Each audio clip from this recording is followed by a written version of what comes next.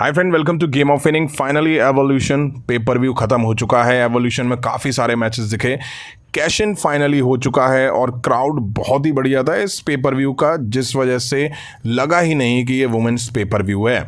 First match हमें Lyra Valkyria versus Becky Lynch versus Bayley के बीच इंटर कॉन्टिनेंटल टाइटल के लिए मैच दिखा।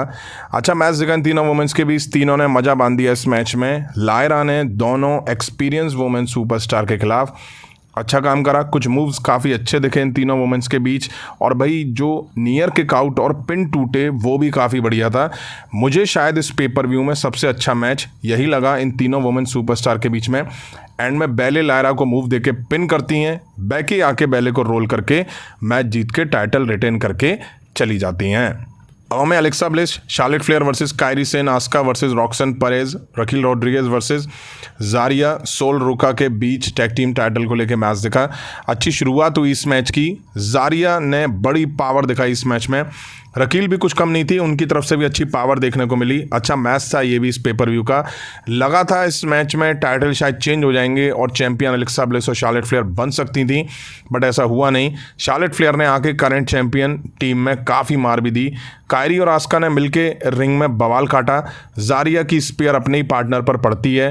रकील ने एलेक्सा ब्लिस को सब पे फेंका। रॉक्सन ने शार्लेट फ्लेयर पे डैब लगाई और सोल रुका पे मूव देके रकील रॉड्रिगेज ने मैच जीत के टाइटल बचा लिए। नेक्स्ट हमें Trish stratus versus Tiffany Stratton के बीच वुमेन्स वर्ल्ड चैंपियनशिप के लिए मैच दिखा। अब ट्रिश स्ट्रैटस के पिछले कुछ मैचेस याद करके लग रहा था कि पता नहीं ये मैच कैसा जाएगा, बट ट्रिश स्ट्रैटस ने अच्छी परफॉर्मेंस दी अपनी इस एज के हिसाब से, मतलब जिस एज पर हैं उसके हिसाब से वो जो मूव लगा रही थी वो ठीक लगे। टिफनी स्ट्रैटन पे वो एक टाइम हावी दिखाई दी।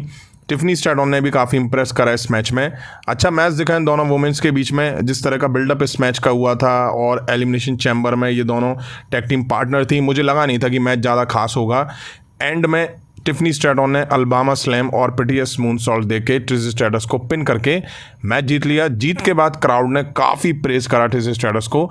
इस मैच के साथ साथ टिफनी स्ट्रैटन की 2025 में विनिंग स्ट्रीक कंटिन्यू है। अब हमें नाओमी वर्सेस जेड कारगिल के बीच एक मैच दिखा। ये नो होल्ड बार मैच था।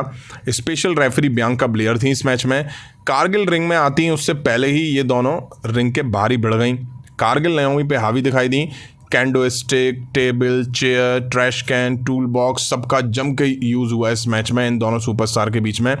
अच्छा मैच दिखा इनके बीच। नाओमी का एक अलग ही रूप देखने को मिला। बड़ी भयानक सी लग रही थी भाई नाओमी, और जिस तरह से वो हील कैरेक्टर में दिखाई दे रही हैं वो काफ़ी बढ़िया है, और शायद इसी वजह से WWE इस तरह से उनको दिखा रही है। बट एंड में टॉप रूप से नाओमी को जेडेड लगाया टेबल पे जेड कारगिल ने और पिन करके मैच जीत लिया। अब मुझे लगा था कि मैच में दोनों वुमेन्स बियांका ब्लेयर से उलझेंगी, कुछ कंट्रोवर्सी इनके बीच देखने को मिलेगी, स्पेशली नाओमी की साइड से, बट ऐसा नहीं हुआ, जिससे कहीं ना कहीं ऐसा लग रहा है कि बियांका ब्लेयर मेडिकली क्लियर नहीं है इन रिंग एक्शन के लिए, तभी शायद बियांका ब्लेयर को इन्वॉल्व दिखाया नहीं as a special guest referee के तौर पे उनको लाया गया, क्योंकि वुमेन्स एवोल्यूशन मैच था। बियांका एक बड़ी सुपरस्टार है, उनको शो करा जा सके, इसीलिए शायद मुझे लगता है रेफरी बनकर वो आई थी। अब हमें 20 वुमेन्स के बीच बैटल रॉयल मैच दिखा। सभी वुमेन्स रिंग में आ जाती हैं और फिर मैच शुरू होता है। इस बैटल रॉयल में ज़्यादातर टैग टीम्स ही हमें देखने को मिली, जिनको थोड़ा एडवांटेज तो मिला हुआ इस मैच में। बेल बजी और सभी आपस में भिड़ जाती हैं। नाया जैक्स ने तुरंत 2 वुमेन सुपरस्टार को रिंग के बाहर कर दिया। केलानी जॉर्डन कोई सुपरस्टार हैं, उनको भी नाया जैक्स रिंग के बाहर करती हैं, बट वो अनाउंस टेबल पे जाके लैंड होती हैं और फिर वो कॉफ़ी किंगस्टन की स्टाइल में रिंग में वापस आ जाती हैं। एक एक करके वुमेन्स बाहर होती दिखाई दी। अब लैश लेजेंड, स्टेफनी वकर, निक्की बेला, चेल्सी ग्रीन बचती हैं। नाया जैक्स भी मैच में बनी होती हैं, बट वो काफ़ी देर बाद अंदर आती हैं क्योंकि वो लास्ट वाली रोप से नीचे गई थी। चेल्सी ग्रीन बाहर होती हैं, निक्की बाहर होती हैं, नाया जैक्स, लैश लेजेंडर और वकार बचती हैं। स्टेफनी वकार और लैश लेजेंडर मिलकर नाया जैक्स को बाहर कर देते हैं। अब फाइनल 2 बचती हैं, लैश लेजेंडर और स्टेफनी वकार। सबको पता था कि ये मैच कौन जीतने वाला है और वही हुआ। स्टेफनी वकार ने मैच जीता और क्लैश इन पेरिस में उन्हें टाइटल मैच मिलेगा। एवोल्यूशन से पहले ही स्टेफनी वकर के विनर बनने के काफ़ी बड़े रूमर्स सामने आ रहे थे और वैसे ही हमें देखने को मिला। अब मेन इवेंट में हमें रिया रिप्लाई वर्सेस ईओ स्काई के 20 टाइटल मैच दिखा। अब मैच की बात करें तो एक टाइम तक मैच इनके बीच मुझे पसंद आया, बट एक टाइम के बाद ये मैच मुझे पसंद नहीं आया।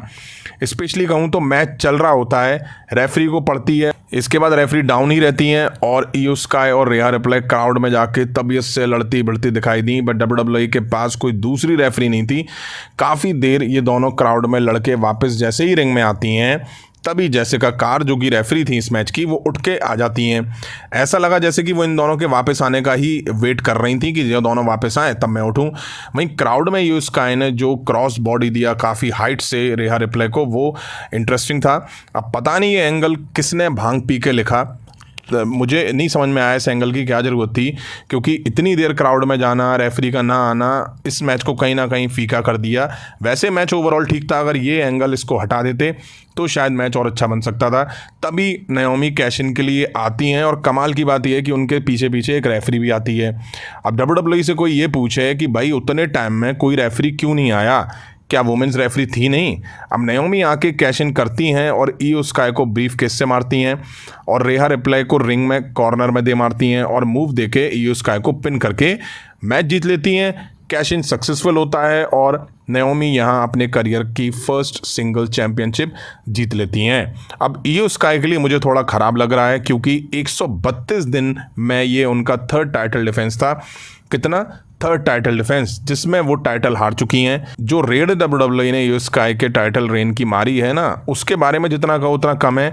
रेसलमेनिया के बाद कोई अच्छी बुकिंग इयो स्काई को नहीं दी गई, कोई अच्छी फ्यूड या कुछ भी अच्छा नहीं दिया गया। अब नाओमी और जेड कारगिल की फ्यूड देख के तो नहीं लगता है कि ये एंड हुई है। Kargil queen of the ring जीती हैं तो उनके पास मौका है समर स्लैम में टाइटल अपॉर्चुनिटी का। जहाँ तक मुझे याद है तो कारगिल टिफनी स्ट्रैटन को चैलेंज करेंगी समर स्लैम में। वहीं हो सकता है कि नाओमी चैंपियन बन गई हैं और वो ऑफिशियली अब रॉ सुपरस्टार हो गई हैं, तो WWE प्लान में चेंजेस करके जेड कारगिल को नाओमी के खिलाफ टाइटल मैच में दिखा दे, क्योंकि ये एक सेंस भी बनाता है। दोनों की फ्यूड भी चल रही है, जेड कारगिल और नाओमी बढ़ेंगी तो बिल्डअप पहले से है, तो मैच अच्छा बन सकता है इन दोनों के बीच में। मैचेस की बात करें तो मुझे बैकी लिंच, बैले, लायरा वॉल्किरिया का मैच सबसे बढ़िया लगा। वहीं क्राउड बढ़िया था जिस वजह से पेपर व्यू का मज़ा बढ़ गया। अब 2018 के पेपर व्यू से इसे कंपेयर करना सही नहीं होगा क्योंकि 7 साल पहले वो पेपर व्यू हुआ था। पेपर व्यू ये वाला ठीक था। आपको कैसा लगा वो आप कमेंट करके जरूर बताइएगा। अभी की वीडियो में इतना ही। पसंद आए तो लाइक और शेयर करें। उस तरह के इंटरेस्टिंग अपडेट्स के लिए चैनल को सब्सक्राइब करें, बेल आइकन को प्रेस करें। मिलता हूँ जल्दी नेक्स्ट वीडियो में। Thank you.